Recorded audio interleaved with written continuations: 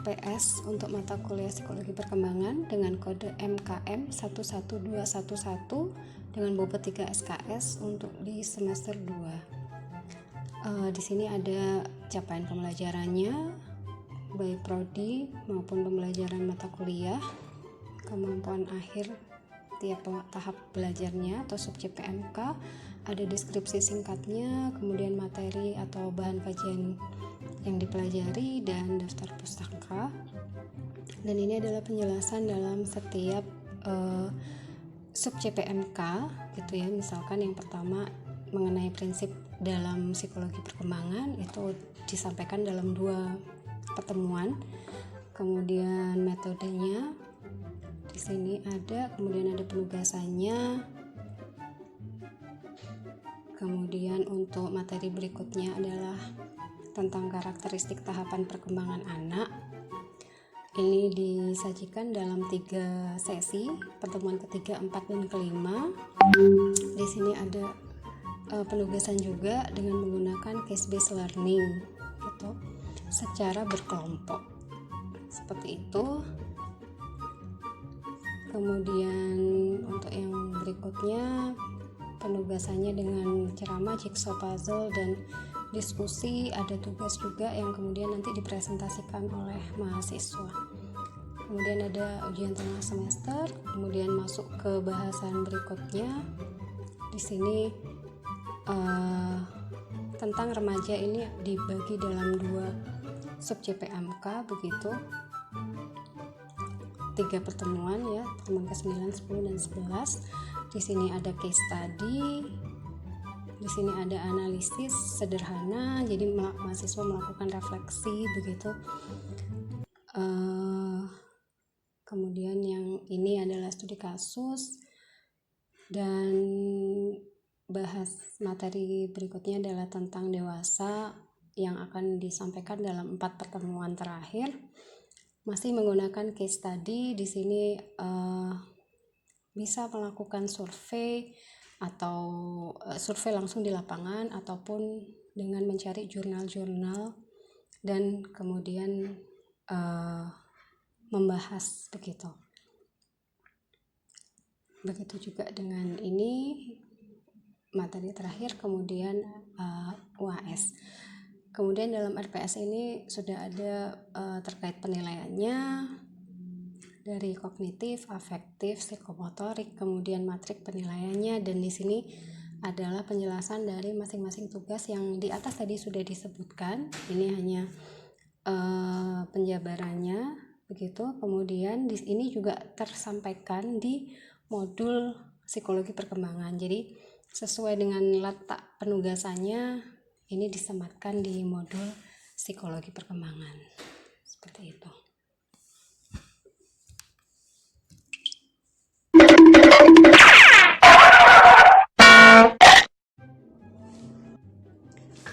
Baik, ini adalah modul psikologi perkembangan saya yang saya gunakan untuk mata kuliah psikologi perkembangan di semester 2. Di sini di awal ada capaian pembelajaran prodi dan capaian pembelajaran mata kuliah. Kemudian pada masing-masing modul, perbagian modul ada materi yang dibahas dan CPMK serta sub CPMK-nya. Kemudian ini di masing-masing babnya, dan di akhir ada tugas yang sesuai dengan tiap modul. Seperti itu. Kemudian ini materi yang berikutnya tentang keterampilan motorik. Ya. Di sini ada cara merangsang motorik anak yang kemudian menjadi acuan dalam tugas case based learning psikologi perkembangan. Ini adalah tugas ketiga, di mana mahasiswa melakukan analisis sederhana tentang teori dan kondisi di lapangan. Kemudian ini masa remaja ya. Teori-teori di fase remaja saya masukkan juga tentang moral. Kemudian ini adalah tugas kelima tentang refleksi diri terkait karakteristik perkembangan remaja. Seperti itu.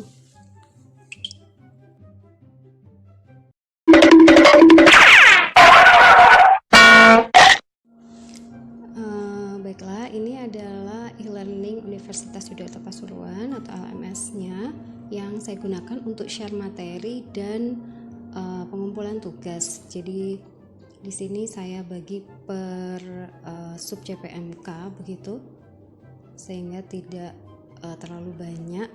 Di sini mereka mengumpulkan tugas dan saya share materi di situ.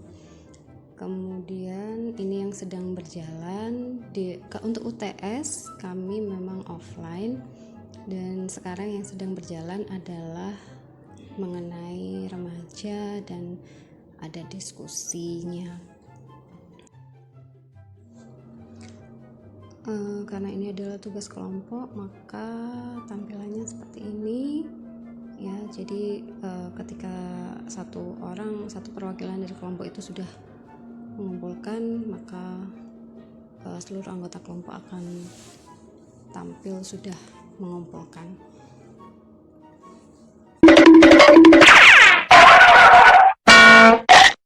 Oke, kita absen ya. Bu. Karina Anjasari. Rian Zulfikri. Hadir, Bu. Nani Khairunimah. Hadir. Cahya Hidayati. Hadir, Bu. Mufidatul Hasanah. Siti Khadijah. Hadir, Bu. Lutfia. Dimas Syarifuddin. Hadir. M. Zikil Mahbub. Ya, Bu. Tidak hadir, nggak ada kekurangan ya. Ya, Bu. Rumah Lesari. Oke. Andrianto Ahmad. Hadir, Bu. Oke. Sabrina. Hadir, Bu. Rozana Berlianti. Ainun Naziro. Hadir, Bu. Ayu Hendri. Ada. Muhammad Ilham Mufid. Ada ya. Devia Kirawati. Ada. Oke. Panita. Maulani Hanif. Oke, sudah. Assalamualaikum warahmatullahi wabarakatuh. Terima kasih atas kehadirannya teman-teman semua. Kali ini kita akan membahas mengenai kelahiran sampai ke depannya. Sebelum kita masuk ke sana, ada yang ingat tentang ini? Minggu kemarin tentang hakikat perkembangan, apa itu maksudnya non normatif, contohnya?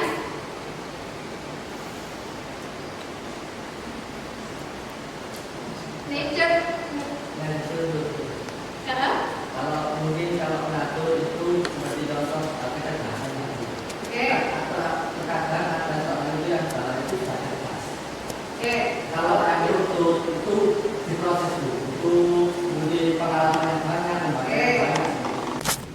Oke, yang lain tentang normatif dan non normatif ada yang masih ingat?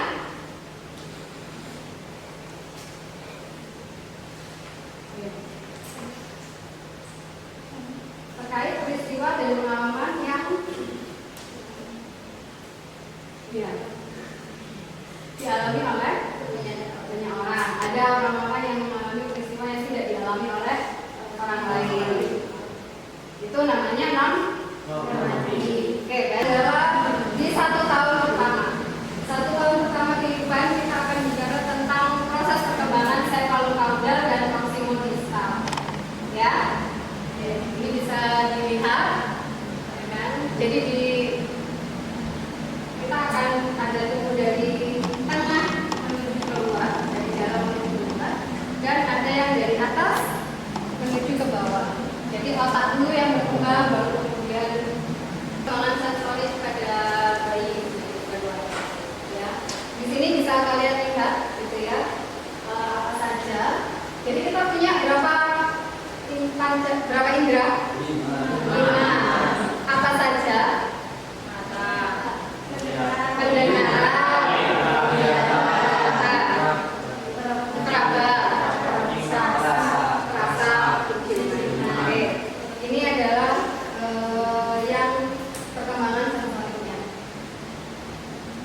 Tentang fisik, ya. Jadi perkembangan mereka itu cukup optimal, signifikan di 3 tahun pertama kehidupan. Makanya asupan gizi bayi sampai 3 tahun pertama itu ya sebaiknya sangat dijaga. Ya.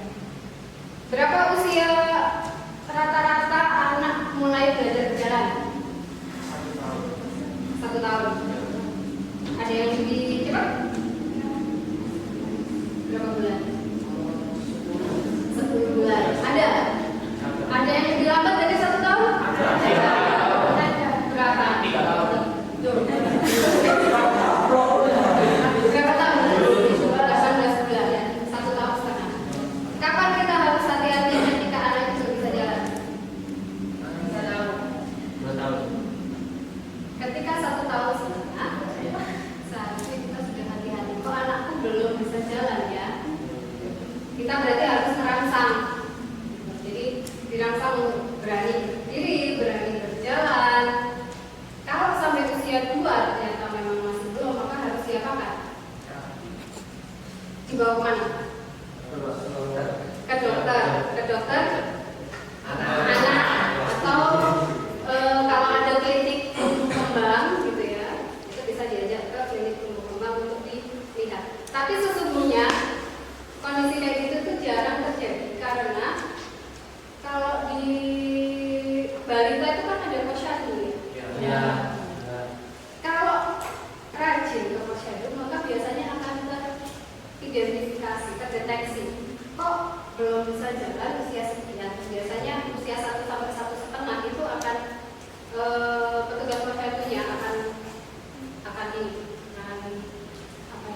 bisa melihat dan akan ada penanganan. Stunting, ya itu yang masih jadi program pemerintah gitu ya.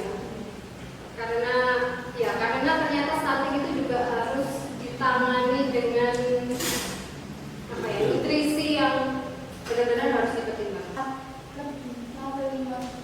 Itu masih belum bisa bicaranya itu cuma gitu.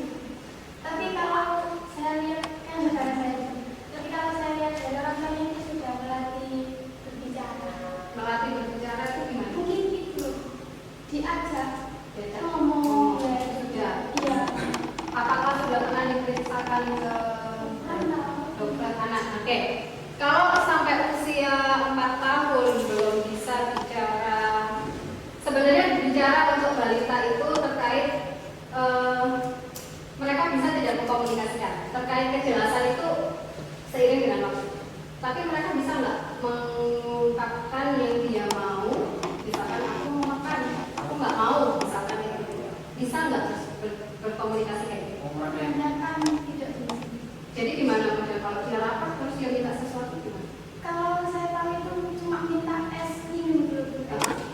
Es gimana? Es itu aja. Oke, kata per kata, tapi bukan satu kalimat sederhana. Aku mau es misalkan gitu. Agak harus dibawa harus dicari tahu. Karena bisa jadi memang ada gangguan terkait otot yang untuk berbicara. Ini kalau ditarik lagi ke belakang, itu sebenarnya kita bisa melihat ketika mereka masih bayi dan belajar makan. Apakah dia mengikuti step by step makan? Jadi kan bayi mulai makan usia berapa? Makan. Bayi dikenalkan makan usia berapa? 6. 6 bulan. 6 bulan yang dikenalkan itu bentuk makanannya seperti apa? Halus, lembut sekali. Ya. Kemudian bertahap, agak padat. Kemudian sampai 1 tahun itu harusnya sudah makanan orang dewasa yang mungkin ya yang tak terlalu keras-keras juga. Bisa, rengginang kan jadi finger food kan? Iya, nggak apa-apa, itu melatihnya. Hal-hal seperti itu melatih motorik yang digunakan untuk membaca. Sehingga kalau tahapan makannya itu juga ada yang terlambat, misalkan nggak mau makan dikasih susu terus, maka pasti akan pengaruh sama otot untuk berbicara. Oke, ini adalah sekilas tentang perkembangan motorik anak mulai dari lahir ya sampai perkembangannya. Ini yang harus diperhatikan oleh ibu-ibu terutama karena ibu sebagai pengasuh utama gitu ya. Atau kakek neneknya, siapa yang dititipin anak kalau ibunya bekerja gitu ya. Sebenarnya semua secara umum pasti akan berkembang sesuai dengan pada umumnya.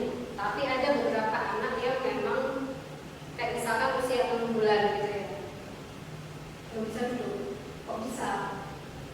Itu harus dilatih. Jadi berguling itu kan kelentang ya. Terus pelan-pelan dia akan bisa terbang. Kembali lagi kan belum tentu bisa langsung. Ada prosesnya, entah 1 bulan berikutnya atau 2 minggu, entah bagaimana kemudian dia baru bisa. Kalau sampai usia 3, 4, 5 bulan dia tidak menunjukkan perguling-gulingan gitu, tidak berguling, maka itu harus dirangsang. Orang tua harus, ayo nak, guling nak, gitu. Harus guling. Ketika dia sudah berguling tengkurap gitu ya, dirangsang juga untuk kalau tahun-tahun lagi itu kayak gini loh. Oke. Mau bertanya Bu, Ya. tadi kan dijelaskan bahwasanya untuk bayi umur 2-3 tahun atau 3 tahun kalau terlalu dingin kan menjadi masalah dia. Nah, kalau misalkan itu kan ada juga kan bayi yang dia itu terlalu ekstro banget ya, itu kan banyak. Kan apa itu juga jadi masalah juga atau emang itu sudah saatnya ya? Itu ya tidak apa-apa, justru kita bisa jadikan itu sebagai bagaimana kita mengajar aturan-aturan. Jadi misalkan nggak apa-apa kan kadang misalkan panci-panci dibuat mainan gitu ya, nggak apa-apa kalau yang ini, kalau yang ini jangan, kenapa? Karena nanti bisa pecah. Jadi dikasih batasan, itu pintu masuk orang tua untuk ngasih batasan dan aturan terkait mana yang boleh, mana yang tidak boleh di sini, tapi jangan di sana, misalnya. Terus tidak boleh, harus hati-hati, jangan sampai melukai diri sendiri. Jadi itu justru pintu masuk untuk kita untuk mengajarkan hal. Ada lagi? Ada Bu. Terus biasanya kalau zaman sekarang itu ya, biasanya kan anak sekarang umur 1-2 tahun kan sudah dipegangi sama HP gitu, sama handphone. Nah kan itu juga apakah dengan dikasih itu tadi itu juga menutup kreativitas dari si bayi itu?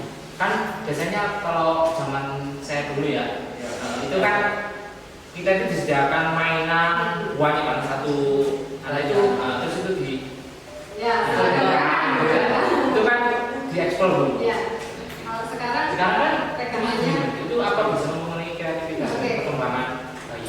kalau secara ini ya, Iya. memang sebaiknya tidak dipegangi HP. Iya. Anak-anak sampai 13 tahun, 11 tahun. Tapi itu secara penelitiannya kan seperti itu. Tapi orang tua juga ya banyak orang tua yang memang tidak ideal gitu ya, sehingga dipegangi. Kalau menurut saya kita juga memang kadang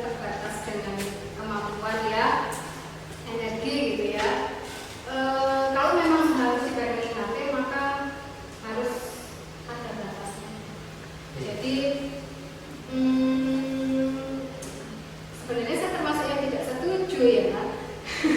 Tapi ya oke lah, seandainya memang harus, katakanlah 15 menit, 30 menit gitu ya, dan harus benar-benar dikasih yang memang kayak edukasi lah gitu ya. Jadi yang sekiranya itu bisa ya misalkan rutin ipin kalau memang apalagi ya yang modelnya bisa untuk anak-anak. Thomas Edison. Oh iya, melon ya. Iya ya, ya boleh lah kayak gitu. Aku belum ya. Iya iya. Jadi boleh istilahnya terbatas lah gitu ya. Tapi sebaiknya sih tidak, karena nanti gini, kalau terlalu banyak maka itu pengaruhnya bisa ke mata, bisa ke berbicara. Ke perilaku juga, kalau tidak dilihat apa yang tidak diawasi, apa yang dilihat oleh anak gitu ya. Jadi sebaiknya sih, karena apapun yang dia lihat itu akan memunculkan dia, aku pengen nyoba, aku pengen nyoba. Jadi itu harus. Kalau saya masih tidak sepakat sebenarnya, tapi kalau memang harus tidak terhindarkan gitu ya, ya dibatasi lah. Ya. Ada lagi yang mau ditanyakan? Kan yang sempat viral dulu itu yang seorang anak kecil suka minum bensin. Iya. Nah, itu kan ya kan bisa jumpai langsung, itu ada dari kecil itu suka makan mie. Terus kalau gak makan mie, ya itu mukanya bisa biru-biru sampai gitu. Jadi sampai sekarang dia itu sudah umur usia anak 5 SD kelas 5 itu, tapi badannya itu kecil sekali. Oke. Nah itu bagaimana Bapak harus terus dituruti apa? Ya tidak, tapi memang harus ada ahli yang mendampingi. Makanya Pak, anak itu kan kebiasaannya. Jadi kayak misalkan kenapa ada anak yang suka makan mie terus, ada anak yang mau makan sayur, ada yang pilih-pilih makan sayur, ada yang dikasih apapun oke. Semua karena kebiasaan. Karena kebiasaan. Jadi dikenalkan mulai dia 6 bulan itu ya, dikenalkan dengan berbagai rasa, yang namanya anak nolak-nolak itu ya. Ini kan tidak harus dipaksa. Harus dikenalkan, harus selalu diulangi. Paksa. Ya itu kan dikasih mie itu, dikasih misal minyak dicampur nasi itu langsung muntah-muntah. Karena terbiasa. Karena Oh, terbiasa. langsung biru itu. Iya, karena terbiasa. Tapi ya makanya ya memang begitu lah ya tantangannya orang tua ya. Jadi kadang ada orang tua yang prinsipnya begini, yang penting aku makan apapun yang dia makan. Sedangkan anak itu makannya harus variasi. Kan kita 5 tahun pertama apa? Golden period kan? Iya. Sehingga seandainya dia nggak mau, ya coba lagi seminggu depan misalkan. Suatu ketika menunjukkan lagi kayak gitu. Sambil edukasi misalkan kalau makan wortel bagus loh, kalau makan sayuran nanti enaknya gampang misalkan kayak gitu ya. Iya. Itu akan ngefek ketika anak pernah merasakan susah buang air besar. Kan kita nggak mau makan sayur. Ya, itu cara masuknya. Oke? Oke, untuk berikutnya akan saya sajikan tentang tayangan, gitu ya. Nanti kalian kan kita kemarin sudah bagi kelompok ya. Silakan berkelompok. Ini bisa dilihat nanti linknya bisa saya share kalau misalkan ini. Silakan dibahas tentang tayangan ini, tugas ya. Oke, untuk tugas berikutnya dengan kelompok yang sama, ini adalah menganalisis sederhana tentang teori yang tadi sudah kita bahas, yang kalian sudah coba diskusi tadi, gitu ya, dengan di lapangan. Jadi misalkan ada yang kerja di sekolah, angkat tangan, oke, bisa langsung ke sekolahnya aja, ya. Nanti dilihat TK ya, TK PAUD ya. Silakan dilihat nanti dibandingkan siswa-siswa kalian, atau misalkan yang tidak di sekolah, atau bisa di sekitarnya, ya. Sekitarnya itu maksudnya tetangganya boleh, gitu ya. Atau kalau punya ponakan, ya bisa berapa nanti dibandingkan dengan teorinya. Apa yang sudah dinilai, apa yang belum, apakah yang belum itu masih masuk normal atau harus mulai waspada, gitu ya.